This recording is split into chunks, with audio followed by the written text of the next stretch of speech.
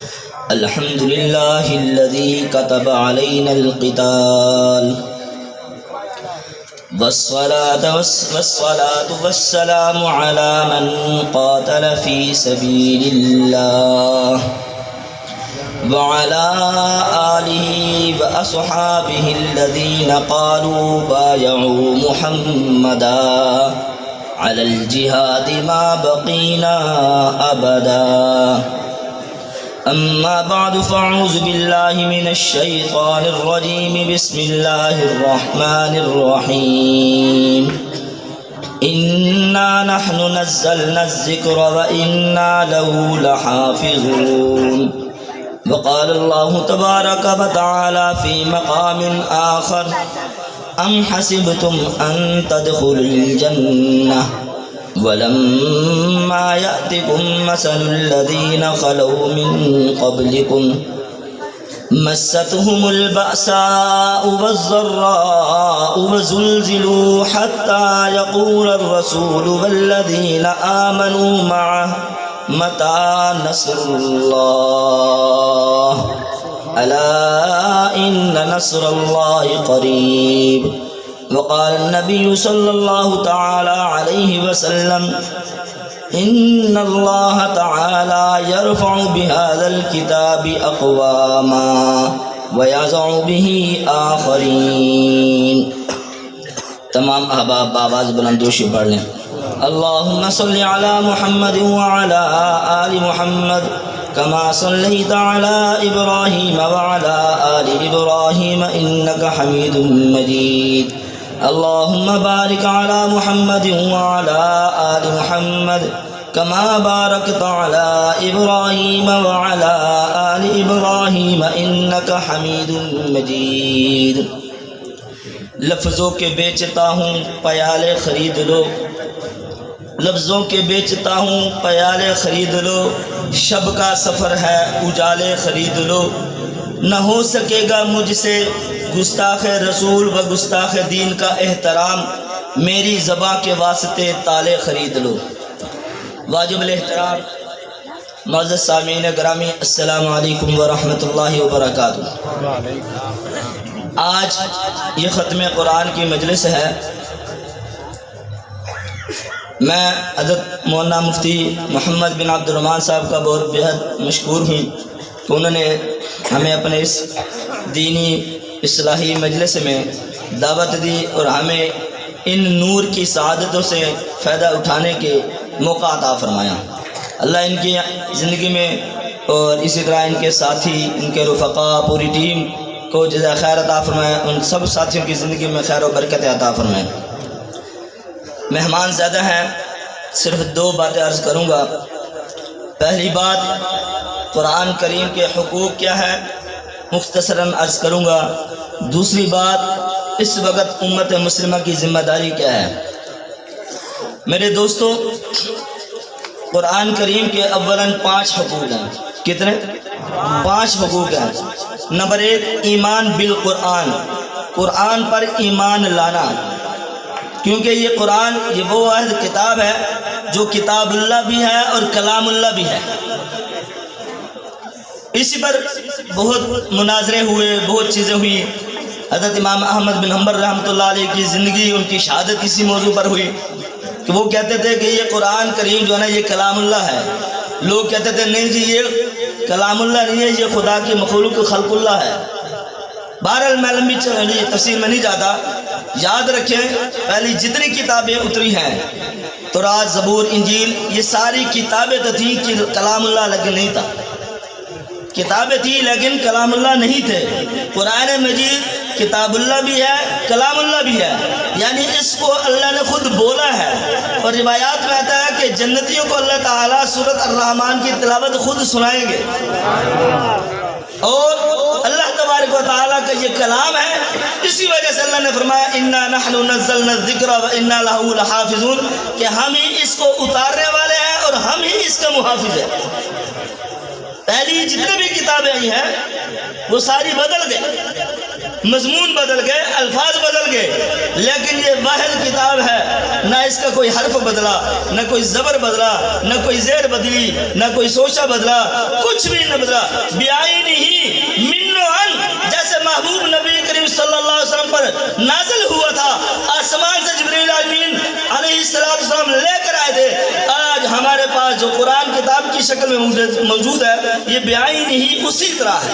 الحمدللہ علماء نے محنت کی، مفسرین نے محنت کی، قاری حضرات نے قرآن کو پڑھ کر اس کی حفاظت کی، علماء نے اس کے تراجم بیان کر کے اس کی حفاظت کی، مفسرین نے اس کی تفسیر کر کے حفاظت کی، محدثین نے اس کے معانی لکھ کر حفاظت کی، اور اسی طرح فقہاء نے اس سے مسائل مستنبط کر کے اس کی حفاظت کی۔ ہر دور کے اندر، ہر انداز کے اندر جس انداز میں قرآن کی حفاظت ممکن تھی مسلمانوں نے اس کی حفاظت کی، اور آج الحمدللہ دنیا کفر کے دن رات محنت کرنے کے بعد، کوششوں کے بعد، ایڑی چوٹی کا زور لگانے کے بعد آج بھی الحمدللہ قرآن نہیں بدلا۔ الحمدللہ سارے کو الحمدللہ۔ یہ ہے ایمان بالقرآن، قرآن کا ایمان رکھنا کہ جس طرح قرآن محبوب پر نازل ہوا تھا آج بھی وہی ہے، یہ ضروری ہے۔ اگر یہ ایمان نہیں ہے تو پھر ہم دار اسلام سے خارج ہے۔ دوسری بات، قرآن کی تعلیم اور قرآن کی قرات، قرآن کو پڑھنا اللہ نے خود پڑھا۔ محبوب نبی کریم صلی اللہ علیہ وسلم کے بارے میں تو آپ کو پتہ ہی ہے، ہر سال رمضان شریف میں 2 دور کرتے تھے جبریل امین علیہ السلام کے ساتھ۔ اسی طرح جناب صدیق اکبر، حضرت عمر فاروق کا مصلح گواہ ہے، حضرت عثمان غنی رضی اللہ تعالیٰ کی فَسَيَكْفِيكَهُمُ اللَّهُ والی آیت گواہ ہے جن کو ان کی جان گئی۔ اسی طرح حضرت علی رضی اللہ تعالیٰ عنہ میدان جہاد میں قرآن پاک کی تلاوت کرتے تھے، فقہاء نے اس کی تلاوت کی۔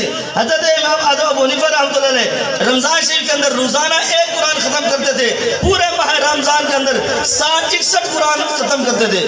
یہ قرآن کریم کی تلاوت، یہ قرآن کریم کا حق ہے۔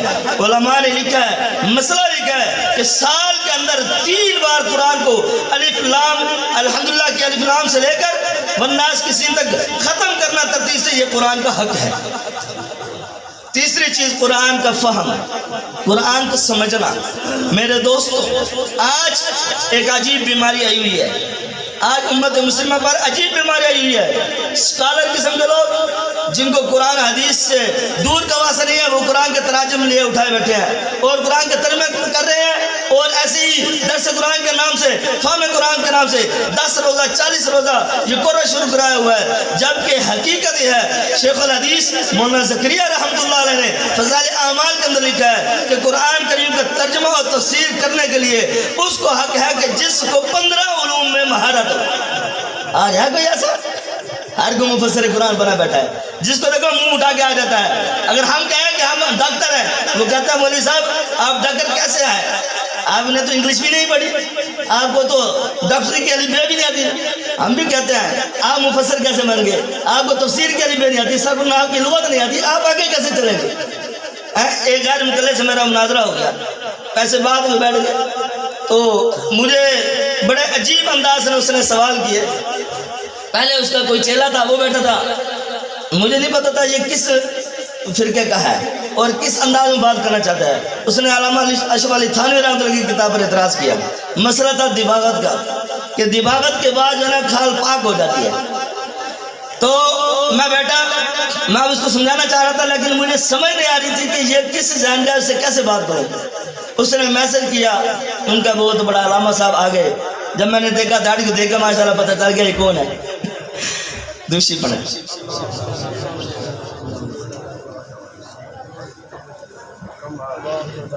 میں نے کہا جی، کہنے لگا جی یہ ہمارے عالم صاحب ہیں، مولوی صاحب ان سے بات کریں۔ میں نے کہا جی پہلے یہ بتائیں آپ کو دباغت کا معنی پتہ ہے؟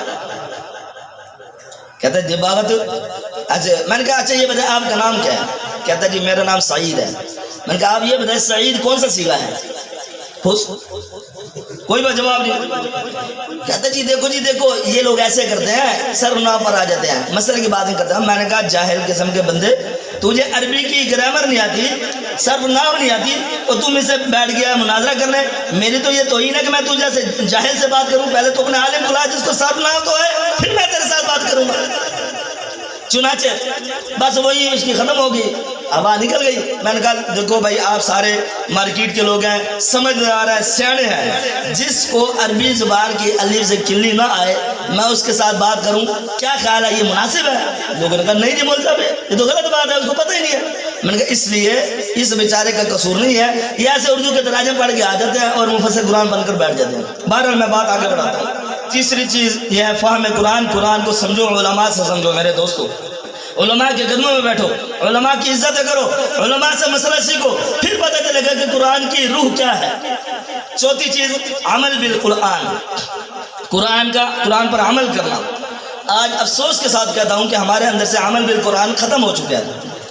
مسلمان ہونے کے باوجود عدالتیں مسلمانوں کی، مسئلہ مسلمانوں کا، جج مسلمان، وکیل مسلمان، ملزم مسلمان، گواہان مسلمان، لیکن فیصلہ ہو رہا ہے کافروں کی قانون کے مطابق۔ افسوس، مسلمان کے ملک میں تو مسلمانوں کا قرآن کا فیصلہ ہونا چاہیے میرے دوستو، کیا خیال ہے؟ ہونا چاہیے نہیں ہونا چاہیے؟ لیکن افسوس ہے ہم قرآن کو مانتے ہیں، قرآن پڑھتے ہیں، عمل نہیں کرتے، سود کھاتے ہیں، قرآن پڑھتے ہیں، قرآن کو مانتے ہیں، عمل نہیں کرتے، رشوت کھاتے ہیں، قرآن پڑھتے ہیں، عمل نہیں کرتے، زنا کرتے ہیں، قرآن پڑھتے ہیں، عمل نہیں کرتے، رشوت خوری کرتے ہیں، قرآن پڑھتے ہیں، عمل نہیں کرتے، زناکاری، بدکاری، فحاشی، شراب نوشی، سب کچھ بیماریاں ہم کرتے ہیں۔ کس چیز کا مسلمان ہے؟ مجھے تو افسوس سے کہنا پڑتا ہے کہ ہم مسلمان ہیں۔ اور پھر جب باتیں آتی ہیں مولی بڑے بغیرت ہیں، مولی فلاں ہے، مولی فلاں ہے، جب پورا دن مولیوں کی غیبت ہوتی ہے، اپنا حال کچھ نہیں پتا۔ قرآن کہتا ہے ام حسبتم ان تدخلوا الجنہ، کیا تم جنت میں یوں ہی داخل ہو جاؤ گے؟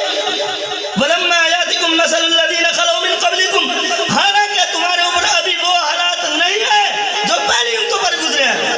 یا اللہ ان پر کیا حالات گزرے؟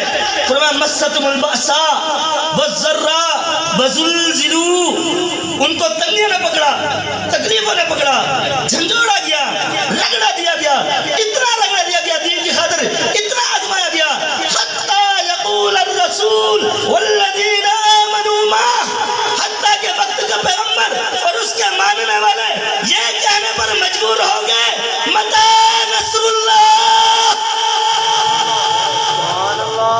اللہ تیری مدد کب آئے گی؟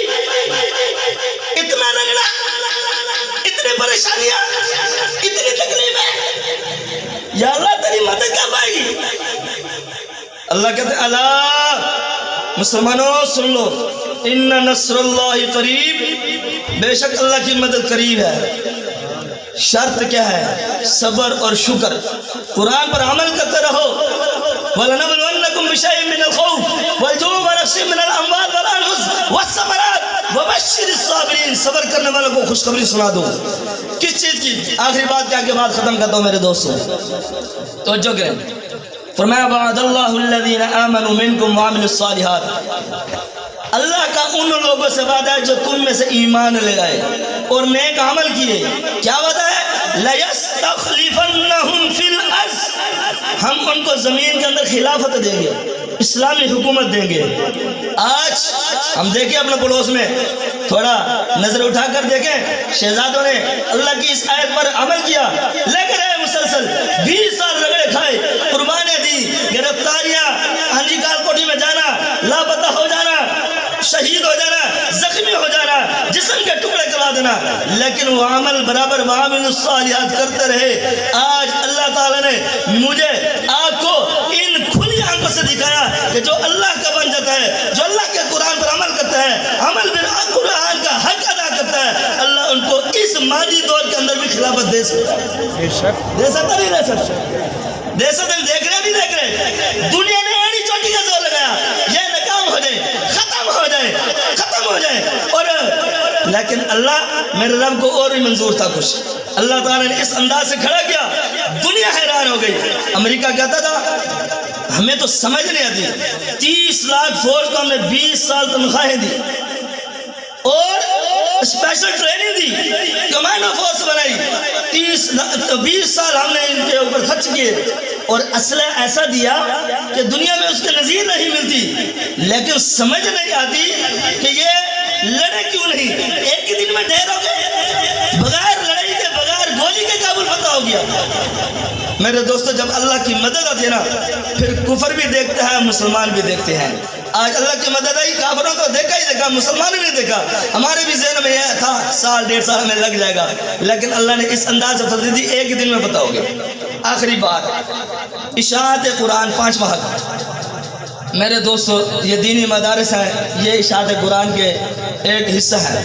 شاہ ولی اللہ رحمۃ اللہ علیہ، حضرت شاہ ولی اللہ دہلوی رحمۃ اللہ نے لکھا کہ قرآن اور دین اسلام کی اشاعت کے لیے 4 جماعتوں کا آنا ضروری ہے۔ علماء مشائخین جو محنت کر کے قرآن کے معنی مطالعہ سمجھا کے قرآن کو پھیلاتے ہیں، دوسرے مدرسین معلمین جیسے ہمارے مدارس کے اساتذہ ہیں، تیسرا مجاہدین فی سبیل اللہ جو اپنی جان دے کر قرآن کی حفاظت کرتے ہیں، قرآن کو آگے پہنچاتے ہیں، چوتھے آپ حضرات جو اہل خیر ہیں، جو ان 3 اداروں کے ساتھ مالی تعاون رکھنے میں ریڑھ کی ہڈی کیسے رکھتے ہیں، جیسے ماشاءاللہ آپ نے تعاون کیا، اللہ کو مزید کرنے کی توفیق عطا فرمائے، ہمیں بھی اللہ تعالیٰ اس میں پورا حصہ ڈالنے کی توفیق عطا فرمائے۔ وآخر دعوانا ان الحمدللہ بالعالمین۔